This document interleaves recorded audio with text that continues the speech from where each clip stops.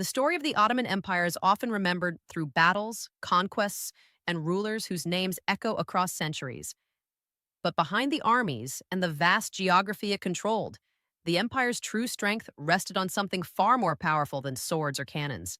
It was an empire that, for much of its history, stood not on fear but on fairness, justice, and a system that aimed to protect the weak as strongly as it empowered the strong. Reports from historians reveal that the Ottoman world, stretching across three continents, was stitched together by a belief that a state survives only when every citizen, Muslim or non Muslim, receives justice. It was a principle repeated by sultans and enforced by judges, viziers, and administrators across thousands of towns and cities. While Europe struggled through religious wars and sectarian conflicts, the Ottomans managed a multicultural society with remarkable stability. Their cities were home to Turks, Arabs, Greeks, Armenians, Jews, Kurds, Bosnians, Albanians, and dozens of other groups, each allowed to maintain their language, culture, and religion.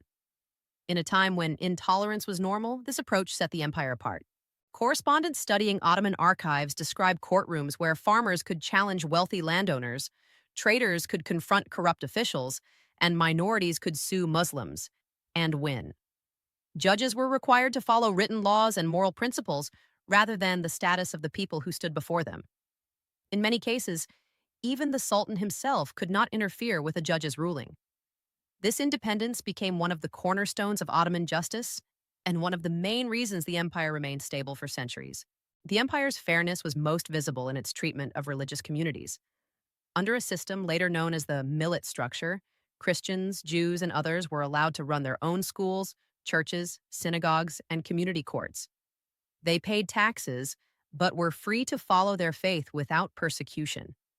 During times when Jews fled from Spain, Portugal, and parts of Europe because of violent expulsions, the Ottoman state welcomed them. Reports from the era describe families arriving in Istanbul, Salonika, and other major cities where they rebuilt their lives under imperial protection. Their skills in trade, finance, and craftsmanship contributed to the empire's prosperity. Economic fairness also played a major role.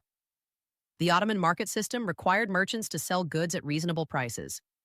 Inspectors walked through bazaars daily, checking scales and monitoring the quality of food, cloth, and other essentials. Those who cheated customers faced heavy fines or public punishment. The state's goal was to prevent the rich from exploiting the poor and to maintain market stability. European travelers often wrote with surprise about how orderly and fair Ottoman markets were compared to their own. Beyond justice in cities and markets, the Ottomans believed in protecting the powerless. Across the empire, countless reports describe how orphans, widows, and the elderly received support from charitable foundations known as waqfs.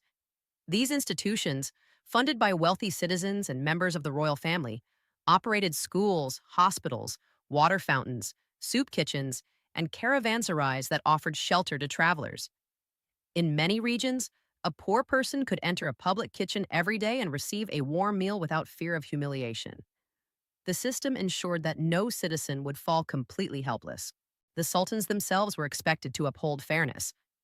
Newly crowned rulers would visit a symbolic location in Istanbul, where they were reminded that their power existed only so long as they governed with justice. Even the most powerful men in the empire were subject to the law. Venetian diplomats wrote of how Ottoman officials dreaded public accusations of corruption, fearing they would lose their positions or face severe punishment. This accountability helped maintain trust in the government. Military strength certainly helped the Ottomans expand, but it was fairness that kept territories loyal. When remote provinces rebelled, imperial investigations often discovered that the people did not revolt against the Sultan, but against local governors who abused their power. Once these corrupt officials were removed, peace returned quickly. This pattern repeated across centuries, showing that ordinary people saw the central government as a protector rather than an oppressor. One of the clearest examples of Ottoman justice came during the time of Suleiman, often called the lawgiver. He oversaw major legal reforms, ensuring laws were written clearly, punishments were proportionate, and judges were well trained. Foreign diplomats who met him noted that he spent as much time on legal matters as he did on military strategy. Under his rule, the empire reached its golden age not just because of expansion, but because people from all backgrounds felt secure under imperial law. Even within the palace, fairness was a guiding principle. The training of the janissaries, the elite infantry, emphasized discipline and loyalty, not fear. They were paid well, received regular training, and were forbidden from mistreating civilians. This professional structure helped the Ottomans maintain order in war and peace. Accounts from European observers note that Janissary soldiers, while formidable on the battlefield, were expected to behave responsibly within cities, showing respect to merchants and civilians. As centuries passed, challenges grew.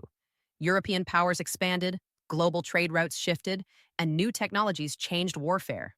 The empire faced internal struggles and moments of corruption, but even during decline, the ideal of fairness remained deeply rooted in society.